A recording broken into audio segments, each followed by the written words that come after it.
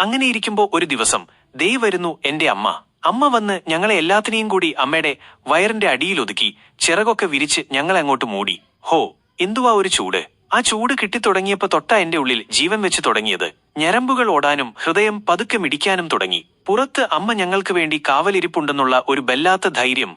ദിവസവും അമ്മ ഞങ്ങളെ പതുക്കെ ഉരുട്ടിവെക്കും. എല്ലാ ഭാഗത്തും ഒരുപോലെ ചൂട് കിട്ടാനാത്രേ. ഇടയ്ക്കിടെ പുറത്തുനിന്ന് എന്തേലും ശബ്ദം കേട്ടാൽ അമ്മ ദേഷ്യപ്പെട്ട് കൊത്തും. എന്റെ പിള്ളേരെ തൊട്ടുപോകരുത് എന്ന് പറയുന്ന പോലെ. അമ്മയുടെ ആ കൊക്കരക്കോ ശബ്ദം കേട്ടാ ഞങ്ങൾക്കിവിടെ അകത്ത് സമാധാനം.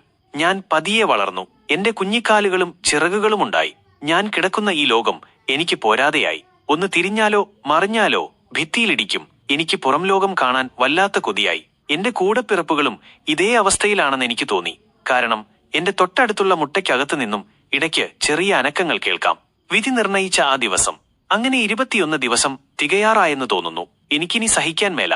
ഞാൻ എന്റെ സർവ്വശക്തിയുമെടുത്ത് എന്റെ കുഞ്ഞിക്കൊക്കെ വെച്ച് ആ തോടിനൊരു കൊത്തുകൊടുത്തു. ടക്ക്! ഒരു പ്രയോജനവുമില്ല. ഞാൻ പിന്നെയും പിന്നെയും കൊത്തി. അവസാനം ദേ ഒരു നേരിയ പൊട്ടൽ.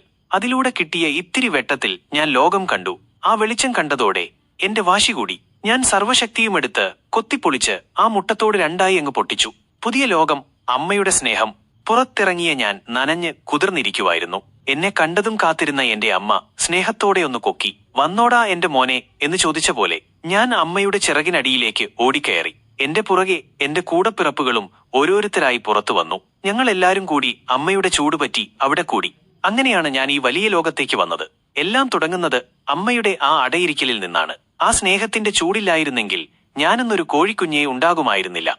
എന്റെ ഈ പുതിയ കഥ നിങ്ങൾക്ക് ശരിക്കിഷ്ടമായെങ്കിൽ ഒരു മടിയും വിചാരിക്കാതെ ആ ലൈക്ക് ബട്ടണിലൊന്ന് അമർത്തിയേക്കണം. കൂട്ടത്തിൽ ആ സബ്സ്ക്രൈബും ചെയ്തേക്കണേ.